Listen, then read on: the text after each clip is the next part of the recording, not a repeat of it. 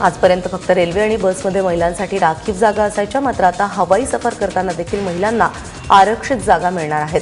कारण एअर इंडियाने महिलांसाठी विमान प्रवासादरम्यान ठराविक जागा आरक्षित ठेवण्याचा निर्णय घेतलाय. एअर इंडियाच्या डोमेस्टिक फ्लाईटमध्ये 6 जागा महिलांसाठी राखीव असतील. 18 जानेवारीपासून या निर्णयाची अंमलबजावणी होईल. जगभरामध्ये पहिल्यांदाच अशा प्रकारे विमानात महिलांसाठी आरक्षणाची तरतूद करण्यात आली आहे. विशेष म्हणजे यासाठी कुठल्याही प्रकारचं अधिकचं शुल्क आकारण्यात येणार नाही.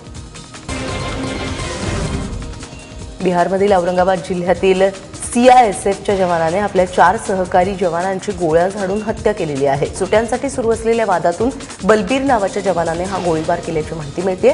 बलबीरने सुट्यांसाठी अर्ज दिला होता, मात्र त्याचा अर्ज फेटाळून लावण्यात आलाय. यावरून एका जवानाने त्याला खूप सुनावलं. त्यानंतर रागाच्या भरात त्याने आपल्या रायफलने गोळीबार केला. यामध्ये 4 जणांचा मृत्यू झालाय. बीएसएफचा जवान तेज बहादूर नंतर आता मथुरेतील सीआरपीएफच्या जवानाचा व्हिडिओ व्हायरल झालाय. लष्कर आणि सीआरपीएफच्या जवानांना मिळणाऱ्या सुविधांमधील तफावतीवरती या व्हिडिओत बोट ठेवण्यात आलाय. पेन्शनसह ज्या सुविधा लष्कराला मिळतात त्या सीआरपीएफच्या जवानांना मिळाव्यात अशी मागणी जीत सिंग यांनी केलेली आहे.